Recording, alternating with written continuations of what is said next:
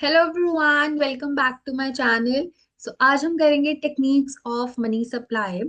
So to tell me, एक gardener है, ठीक है। वो गार्डन में पानी दे रहा है, उसने बहुत ज्यादा पानी दे दिया गार्डन में। तो क्या होगा, पूरा गार्डन पानी से भर जाएगा, ठीक है। अब उसने क्या किया, बिल्कुल थोड़ा थोड़ा पानी दे रहा गार्डन में, तो क्या होगा, सारे प्लांट्स मर जाएंगे। तो गार्डनर को गार्डन में बिल्कुल राइट अमाउंट ऑफ पानी देना पड़ेगा ताकि सारे प्लांट सरवाइव कर सके। उसी तरीके से जो गार्डनर है वो हमारी आरबीआई है और गार्डन हमारी इकोनॉमी है। और पानी क्या है, मनी फ्लो। अगर आरबीआई बहुत ज्यादा मनी फ्लो करेगी इकोनॉमी में, तो क्या होगा, इन्फ्लेशन आ जाएगी, महंगाई हो जाएगी।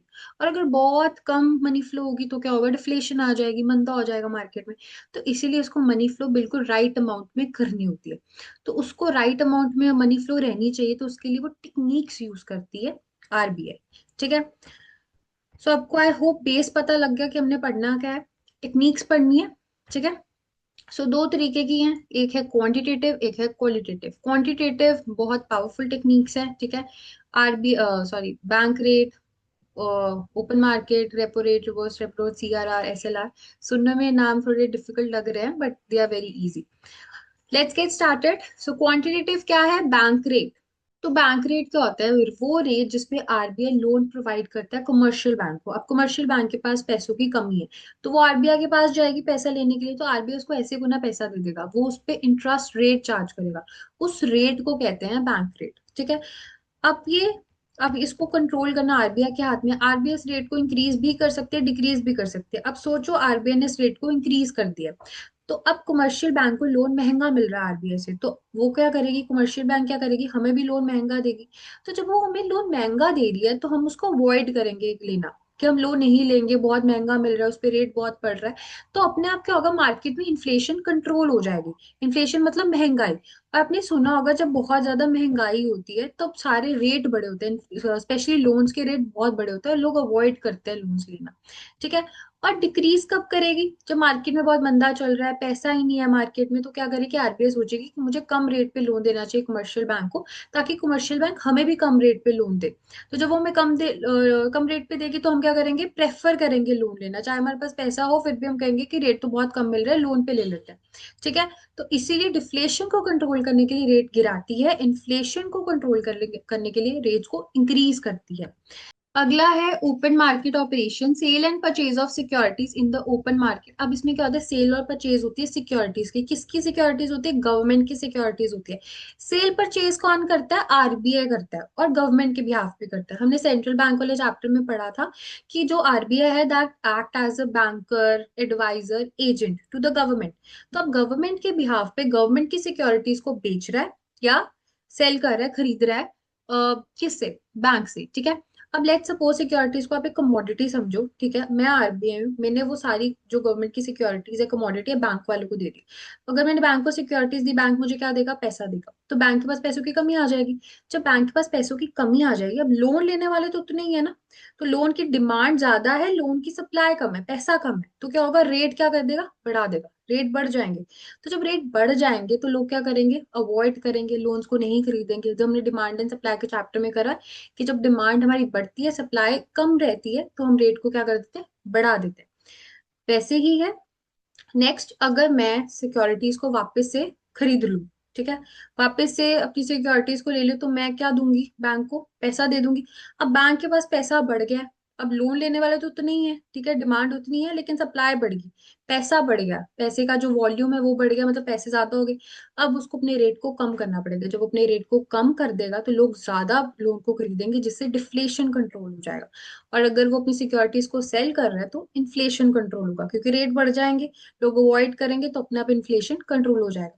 इन्फ्लेशन होता है महंगाई, और महंगाई में बहुत ज्यादा पैसा होता है मार्केट में, तो उसको कम करना होता है, तो उसकी टेक्निक सोचता है आरबीआई। और डिफ्लेशन होता है कि इकोनॉमी में पैसा ही नहीं है, पैसा लेके आना है, तो उसमें वो रेट कम करता है, और इन्फ्लेशन में रेट बढ़ाता है, ठीक है। Two types of open market operation, ये एज सच इम्पोर्टेंट नहीं है, लेकिन ये 1 मार्क में पूछ सकते हैं, बोर्ड वाइज इंपॉर्टेंट है। एक होता है आउटराइट ओपन मार्केट ऑपरेशन, जो जिसमें गवर्नमेंट सेल करती है, परचेज करती है सिक्योरिटीज परमानेंटली। अगर मैं आरबीआई हूँ, मैंने सिक्योरिटी सेल कर दी है, तो वो परमानेंटली तुम्हारी है, मैं नहीं वापस लूंगी उसको, वो तुम्हारी है, ठीक है। रेपो रेट मार्केट ऑपरेशन, ये भी हम पढ़ेंगे। इसमें जो बाय और सेल करते हैं सिक्योरिटीज को, वो शॉर्ट टर्म के लिए करते हैं, और एक एग्रीमेंट होता है कि मैं वापस ले लूंगा। अगर मैं अपनी सिक्योरिटीज को बेच रही हूँ बैंक को, तो मैं बैंक को बोलूंगी कि मैं वापस ले लूंगी अपना कुछ टाइम पीरियड के बाद, जब हमारी इकोनॉमी में जो हेल्थ है वो ठीक हो जाएगी, इन्फ्लेशन डिफ्लेशन ठीक हो जाएगी, सो आई विल बाय और I will sell it to you. ठीक है, तो वो शॉर्ट टर्म के लिए होता है, इसको आप थोड़ा सा याद रखना। अगला है रेपो रेट। रेपो रेट वो रेट होता है जिसपे कमर्शियल बैंक लोन लेता है। किससे लेता है? आरबीआई से लेता है। किसके अगेंस्ट लेता है? सिक्योरिटीज के अगेंस्ट लेता है। हमने बैंक रेट में पढ़ा था कि आरबीआई लोन प्रोवाइड करता है कमर्शियल बैंक को, जिस रेट पे करता है उसको क्या कहते हैं? बैंक रेट कहते हैं। ये भी सेम है, लेकिन जो बैंक रेट वाला था वो लॉन्ग टर्म के लिए था। जो ये रेपो रेट वाला है ये शॉर्ट टर्म के लिए लोन होता है, और ये सिक्योरिटीज के अगेंस्ट होता है। किसकी सिक्योरिटीज? गवर्नमेंट की सिक्योरिटीज। जो भी हमने ओपन मार्केट में सिक्योरिटीज पढ़ी है, तो लोन लेने के लिए बैंक को कुछ गिरवी रखना पड़ता है। अगर हम भी लोन लेने जाते हैं तो बैंक कहता है ना कुछ गिरवी रखो तभी लोन दूंगा। तो ऐसे आरबीआई कहती है लोन दो, कुछ गिरवी रखो फिर लोन दूंगी। तो ऐसे ही against the collateral, against the security, जो आरबीआई है वो लोन प्रोवाइड करती है कमर्शियल बैंक। ठीक है। इंक्रीज डिक्रीज वाला सेम है। अगर वो रेपो रेट को इंक्रीज कर देते हैं, रेट को बढ़ा देते हैं, बिकॉज वो चाहते हैं कि इन्फ्लेशन कंट्रोल हो जाए। और अगर रेपो रेट को डिक्रीज कर देते हैं, रेट को डिक्रीज कर देते हैं, बिकॉज वो चाहते हैं डिफ्लेशन कंट्रोल हो जाए मार्केट में। ये सेम है, इसमें कोई फर्क नहीं है। रेपो रेट और बैंक रेट सेम है। बस फर्क इतना है, bank rate is for the long term और इसमें कोई कोलेटरल या कोई सिक्योरिटीज नहीं थी। रेपो रेट शॉर्ट टर्म के लिए होता है और that is against the government securities. ठीक है। अगला आप हम करेंगे reverse repo rate. Reverse repo rate से उल्टा है। रेपो रेट में आरबीआई लोन प्रोवाइड करती थी कमर्शियल बैंक को। रिवर्स रेपो रेट में कमर्शियल बैंक लोन देगा आरबीआई को। अब बहुत सारे बच्चे ये सोचते हैं कि आरबीआई के पास तो खुद इतना पैसा होता है तो वो कमर्शियल बैंक से लोन क्यों लेगी। It is just a technique, ताकि हम तो हमारी जो इकोनॉमी में है वो मनी सप्लाई कम हो जाए। सो ये एक आरबीआई की टेक्निक है। ठीक है। तो rate at which the RBI borrows the money from the commercial bank. ठीक है। इफेक्ट क्या होता है? वो अपने रिवर्स रेपो रेट को इंक्रीज क्यों करती है? एक वो रेट जो सा होता है रिवर्स रेपो रेट का रेट जो है वो इंक्रीज क्यों होता है और वो डिक्रीज क्यों होता है? इंक्रीज अगर होगा तो जो बैंक है वो अपना ज्यादा पैसा रखेंगे आरबीआई के पास। जो भी उनके पास सरप्लस होता है जो लेंडिंग पर्पज के लिए वो यूज करते हैं जनरल पब्लिक को, वो क्या करेंगे? अपना पैसा कहाँ रख देंगे? आरबीआई के पास रखेंगे। तो उनके पास कम पैसा रहेगा लोगों को देने के लिए, तो इसलिए जब कम पैसा रह जाएगा, सप्लाई कम होगी पैसे की, लोगों की डिमांड ज्यादा होगी, तो अपने आप रेट इंक्रीज हो जाएंगे। जब रेट इंक्रीज हो जाएंगे तो लोग अवॉइड करेंगे लोन लेना, तो अपने आप इन्फ्लेशन कंट्रोल हो जाएगी। On the other hand decrease in the reverse repo rate. जब ये रेपो रेट का जो रेट होता है डिक्रीज हो जाता है तो क्या करते हैं? जो बैंक वाले हैं वो अपना कम पैसा रखते हैं आरबीआई के पास। Banks park less money with the RBI.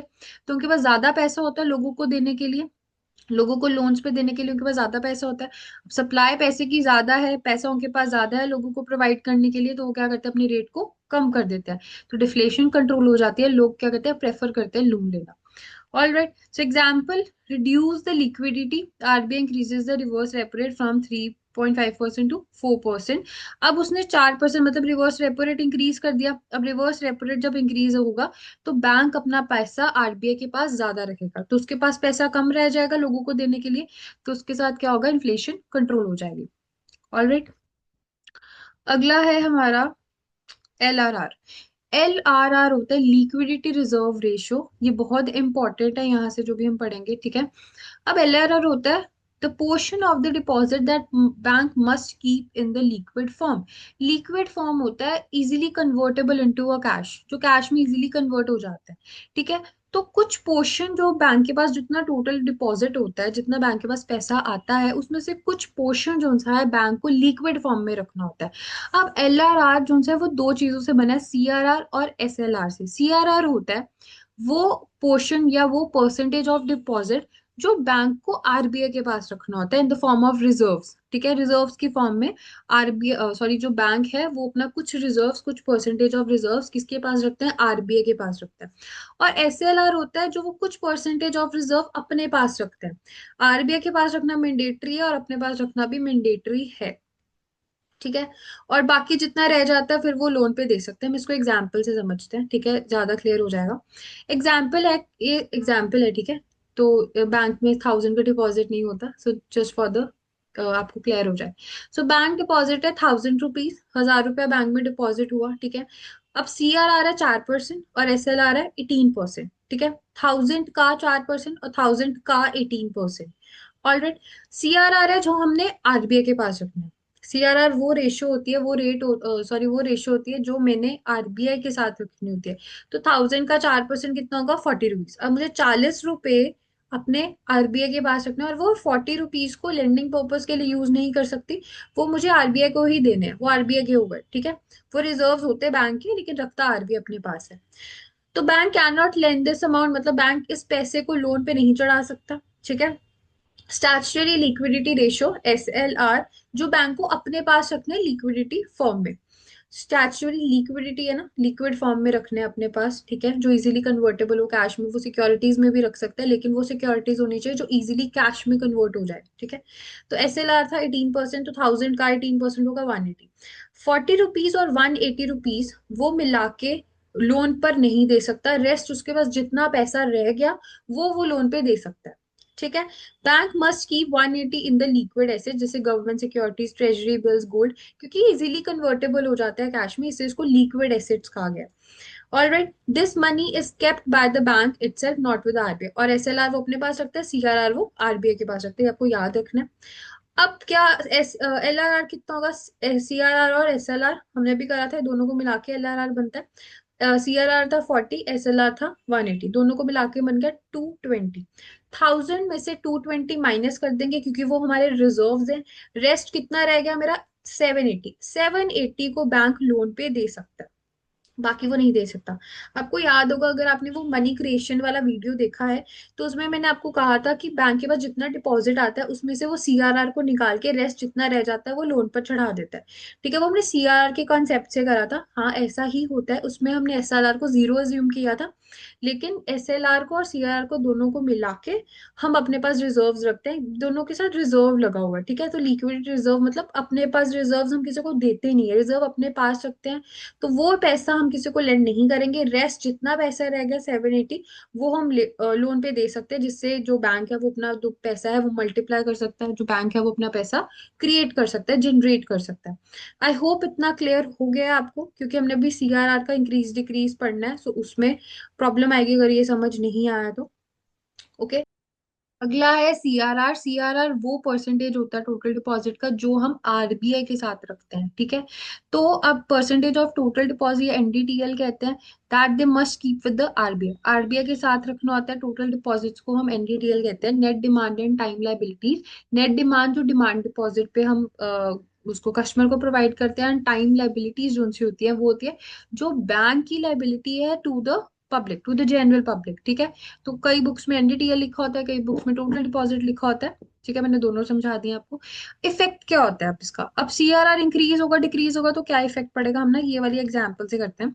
For example, अगर सीआरआर को मैं 4% की जगह 8% कर दूं, तो मुझे बैंक आरबीआई के साथ कितना पैसा रखना पड़ेगा, एज अ बैंक मैं बैंक हूँ और मुझे आरबीआई के पास कितना पैसा रखना पड़ेगा, 80 रुपीज रखने पड़ेंगे। अगर मुझे आरबीआई को 80 रुपीज देना है तो मेरे पास कम पैसा रहेगा लोगों को प्रोवाइड करने के लिए। तो सप्लाई कितनी है, मेरे पास जो पैसों की सप्लाई है वो क्या है, कम है। लोगों की डिमांड क्या है, सेम है। तो मुझे क्या करना पड़ेगा, अपने रेट को बढ़ाना पड़ेगा। जब रेट बढ़ जाएगा तो लोग क्या करेंगे, लोन को लेना अवॉइड करेंगे।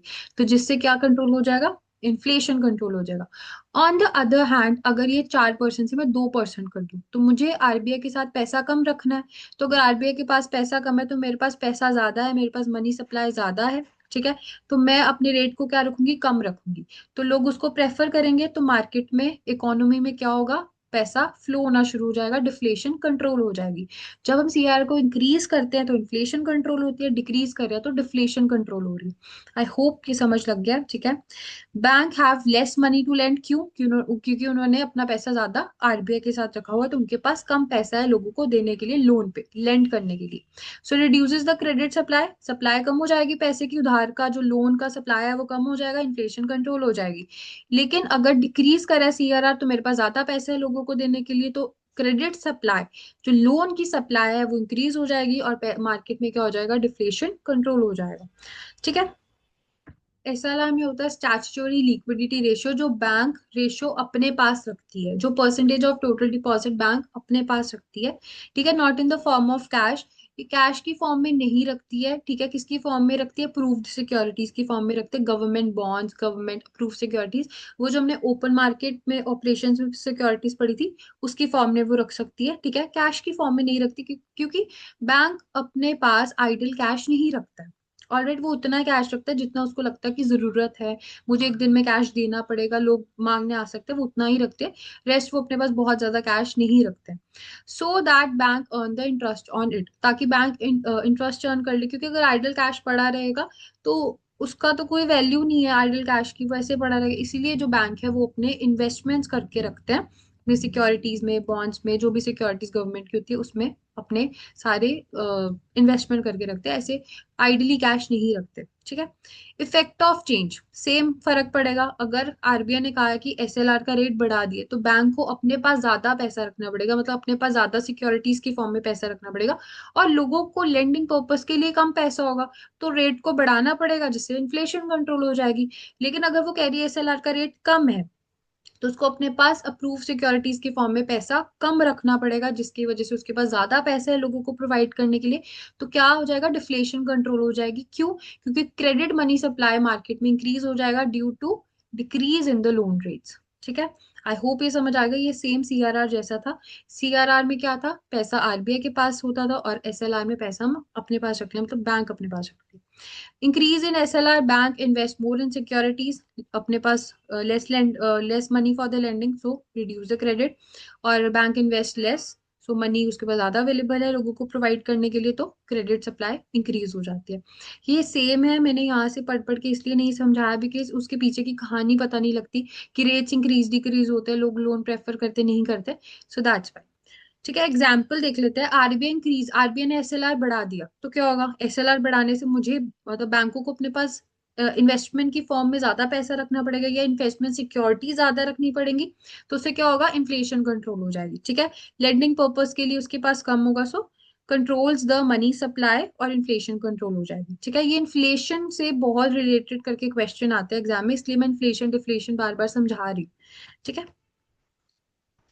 सो अगली हमारी क्वालिटेटिव मेथड्स हैं, that we will cover in the next video, ठीक है। आज हम इतना ही करेंगे, वो कंफ्यूजन हो जाएगा, उसमें इंक्रीज डिक्रीज थोड़ा बहुत है, ठीक है। तो यहीं तक हमारा टॉपिक है for this video. I will meet you tomorrow for the qualitative methods.